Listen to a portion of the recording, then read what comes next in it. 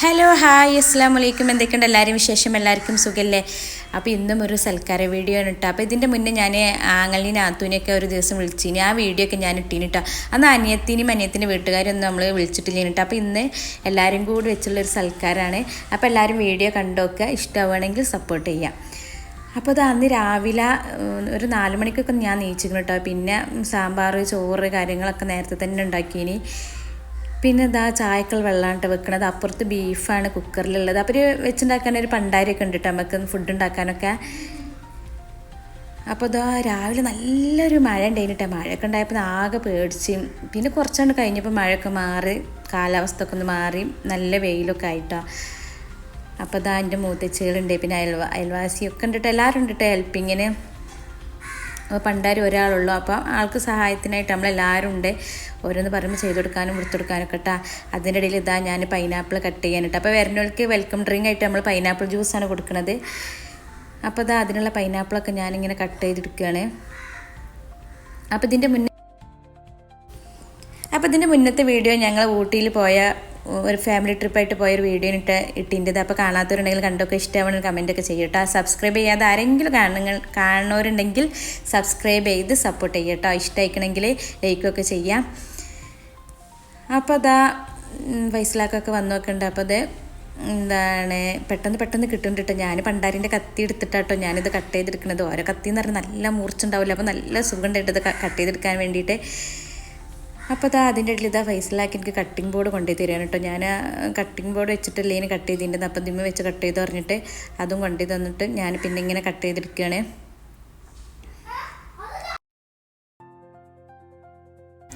അപ്പോൾ നമ്മളെ പരിപാടി വെച്ചിട്ടുണ്ടെങ്കിൽ നമ്മളെ ഈ ആയുധപൂജയുള്ള ദിവസം കേട്ടോ. അന്ന് സ്കൂളിനൊക്കെ അവധിയേനി.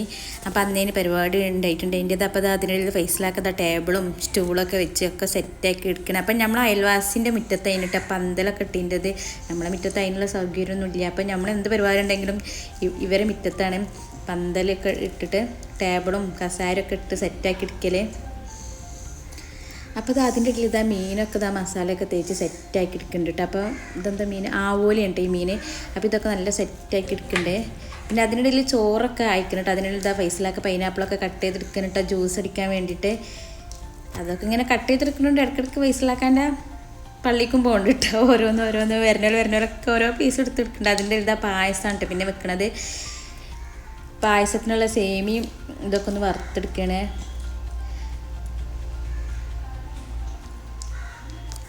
ഇപ്രാവശ്യം നമ്മൾ സൽക്കാരത്തിന് പുഡിങ്ങൊന്നും ഉണ്ടാക്കിയിട്ടില്ല കേട്ടോ.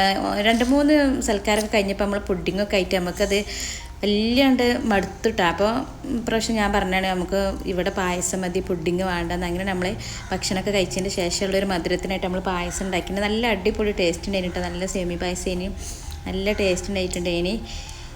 അപ്പോൾ മീനൊക്കെ ഇവിടെ സെറ്റാക്കിക്കണേ. ഇപ്പുറത്ത് ചോറ് ചിക്കൻ ബിരിയാണി ഉണ്ടായിന്, കുട്ടൻമന്തി ഉണ്ടായിന് കേട്ടോ. അപ്പോൾ അതൊക്കെ സെറ്റാക്കിക്കണേ. അപ്പോൾ അധികം ആൾക്കാരൊന്നും ഇല്ല കേട്ടോ. ഫൈസലാക്കാൻ്റെ പെങ്ങന്മാരും പിന്നെ എൻ്റെ വീട്ടിൽ നിന്നും പിന്നെ അനിയത്തിൻ്റെ വീട്ടിൽ നിന്ന് ആങ്ങളുടെ വീട്ടിൽ നിന്ന് അങ്ങനെ കുറച്ച് ആൾക്കാരും പിന്നെ 2-3 അയൽവക്കക്കാരൊക്കെ ആയിട്ട് ചെറിയൊരു പരിപാടി. അത്ര വലിയ പരിപാടിയൊന്നും ഇല്ലേനെ. അതിൻ്റെ ഇടയിൽ ഞാൻ വേഗം പോയി തുടച്ച് ബെഡ്ഷീറ്റൊക്കെ മാറ്റി മൊത്തത്തിൽ സെറ്റാക്കി എടുത്തുക്കണേ. പിന്നെ അപ്പോഴത്തേന് ഓരോരുത്തരൊക്കെ വന്ന് തുടങ്ങിയിരിക്കണം കേട്ടോ. അതിനൊരു ബ്രോസ്റ്റൊക്കെ ഇവിടെ പൊരിച്ച് സെറ്റാക്കി എടുക്കുന്നുണ്ട്.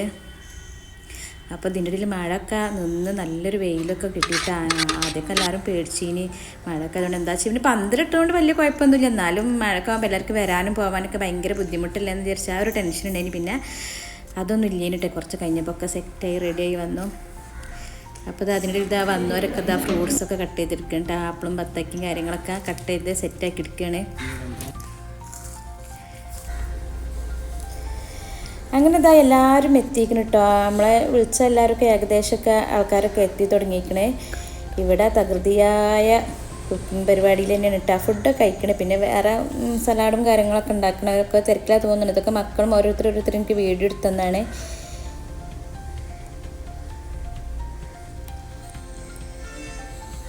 അപ്പോൾ എല്ലാവരും കൂടി ഇങ്ങനെ നമ്മളെ ഫാമിലിയിലുള്ള എല്ലാവരും കൂടി ഇങ്ങനെ ഒത്തുകൂടുമ്പോൾ ഒരു സന്തോഷമല്ലേ. നമ്മളെ വീട്ടുകാരും നാത്തൂമാരും എല്ലാവരും കൂടിയൊക്കെ ഇങ്ങനെ ഇടയ്ക്കിടയ്ക്കൊക്കെ ഇങ്ങനെ ഒത്തുകൂടലൊക്കെ ഉണ്ടാകുമ്പോൾ ഭയങ്കര ഒരു സന്തോഷമാണ് കേട്ടോ. അപ്പോൾ എല്ലാവരും വന്ന് ജ്യൂസൊക്കെ കൊണ്ടുപോയി കൊടുക്കാൻ കേട്ടോ. ഞാൻ അതിൻ്റെ ഇടയിൽ ഫുഡൊക്കെ വെച്ച് സെറ്റാക്കി എടുത്തുക്കണേ.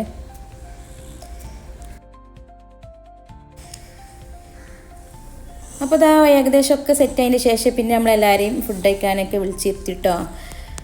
പിന്നെ ഇതാ ഓരോ കൂടെ ഒക്കെ നിന്ന് ഓർക്ക് ഫുഡൊക്കെ ഇട്ടെടുത്ത് ഓരോക്കെ ഇതാക്കി ഒന്ന് സെറ്റാക്കി ഒക്കെ നിൽക്കണം എല്ലാവരും ഓർക്ക് ഇട്ടെടുക്കാൻ കേട്ടോ.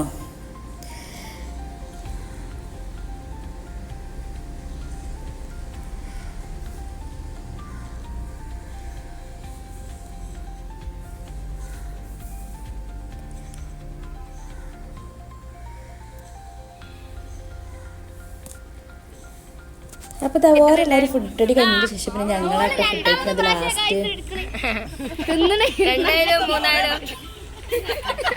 ഇവിടെ അമ്മായി സ്പെഷ്യൽ സാരി കൊടുത്തിട്ടാണ് പരിപാടി കൂടിയാണ്.